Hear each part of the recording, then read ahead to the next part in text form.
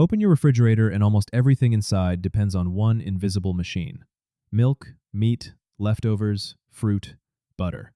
Turn the power off long enough, and the countdown begins. So, before electricity, compressors, and humming kitchen boxes, how did people keep food cold without a refrigerator? The first surprise is that most people did not keep every food refrigerator cold. That would have been expensive, difficult, or impossible. Instead, they used cold only where it mattered most, chose foods that naturally stored well, and transformed highly perishable food before it could spoil. Cooling works because lower temperatures slow the chemical reactions and microorganisms that make food deteriorate. People did not know modern microbiology, but they could observe the pattern. Food lasted longer in winter, in deep shade, near cold water, underground, or beside stored ice. The simplest refrigerator was the ground itself. Below the surface, temperature changes more slowly than the air above it. A hot afternoon might roast the kitchen, while a cave, basement, or dugout chamber stayed dark and comparatively cool. The earth acted like a giant layer of insulation. Root cellars used this effect deliberately. They were built underground, partly underground, or into hillsides. The darkness reduced sprouting. Cool temperatures slowed decay. Humidity kept many vegetables from drying out. Potatoes, carrots, turnips, cabbage, apples, and squash could last far longer than they would in a warm room. But a root cellar was not one perfect temperature for every food. Apples could affect nearby produce. Onions preferred drier conditions than carrots. Damaged vegetables rotted first. Good storage required sorting, ventilation, and regular checking. A cellar was less like a magic cave and more like a managed ecosystem. Where cold groundwater reached the surface, people built spring houses. These small buildings enclosed a natural spring or stream. The water stayed cool through the year, helping keep the room cooler than the outdoor air. Crocks of milk, butter, cheese, and other perishables could sit beside or partly in the flowing water. A spring house was useful, but it was not a freezer. It depended on local geology and the temperature of the spring. It also worked best for short-term storage and dairy processing. The goal was not to make food icy. The goal was to keep it cooler, cleaner, and safer for longer.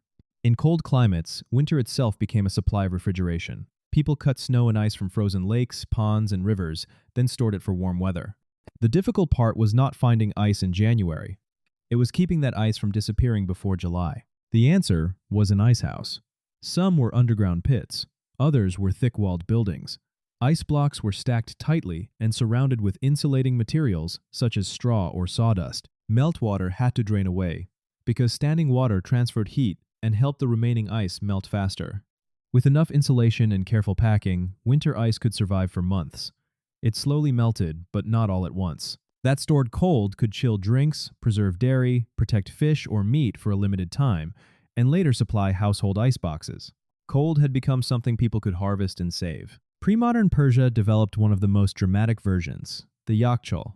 These large ice repositories often combined thick, earthen walls, deep storage spaces, shade, and careful airflow. Some stored ice brought from elsewhere. Some systems also helped form ice during cold desert nights before moving it into protected storage. A yakhchal did not violate physics or create endless ice from scorching heat.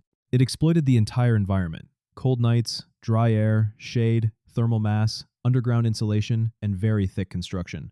The building reduced heat gain and protected a valuable winter supply from the brutal summer sun. In hot, dry places, people could also cool food with evaporation. When water changes from liquid to vapor, it absorbs heat. A wet cloth, porous container, or damp outer surface could therefore cool the air or vessel inside, especially when dry moving air carried the moisture away. A pot-in-pot cooler placed food inside one clay pot, then surrounded it with wet sand inside a larger pot. As the water evaporated through the porous outer wall, the inner container cooled. Similar wet cloth systems appeared in other places. They worked best in shade, with airflow, and in low humidity. Evaporative coolers were clever, but they were not universal refrigerators. Humid air could barely absorb more water, so cooling weakened.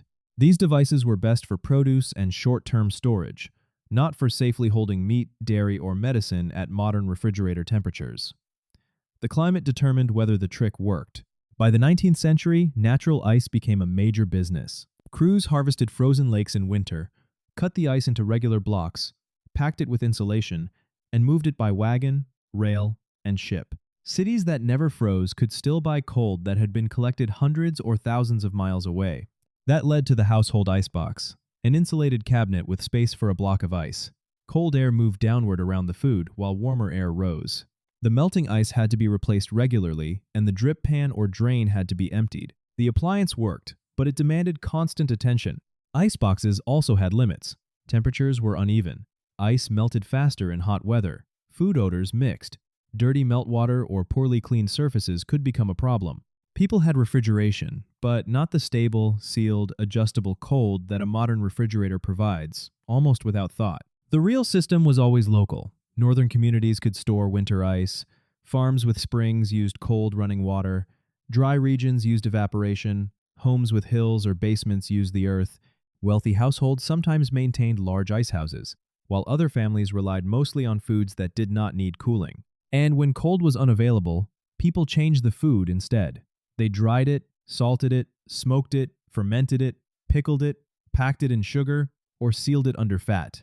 Those methods did not keep food cold. They made cold less necessary by creating conditions where spoilage organisms struggled to grow. This changed what people ate and when they ate it. Fresh milk might be used quickly or made into butter and cheese. Fresh meat could become salted meat. Summer fruit became dried fruit or preserves. The pre-refrigerator diet followed seasons, harvests, weather, and the storage technology available nearby. Mechanical refrigeration changed more than the kitchen. It created reliable cold every day, in every season. It helped move meat, dairy, fruit, and vegetables over long distances. It reduced dependence on winter ice and local geography. It also made modern supermarkets and year-round fresh food expectations possible. So how did people keep food cold before refrigerators? They borrowed cold from the earth, water, winter, night air, and evaporation. They trapped it in cellars, spring houses, ice houses, clay pots, yakchuls, and ice boxes. But the smartest part was knowing that not every food needed the same solution. Before refrigeration, cold was not a button. It was a place, a season, a building, a delivery, or a carefully managed resource. People did not defeat spoilage with one invention. They built an entire system around climate, timing, architecture, and preservation, and made yesterday's winter protect tomorrow's dinner. Please like and subscribe for more content like this. We really appreciate your support.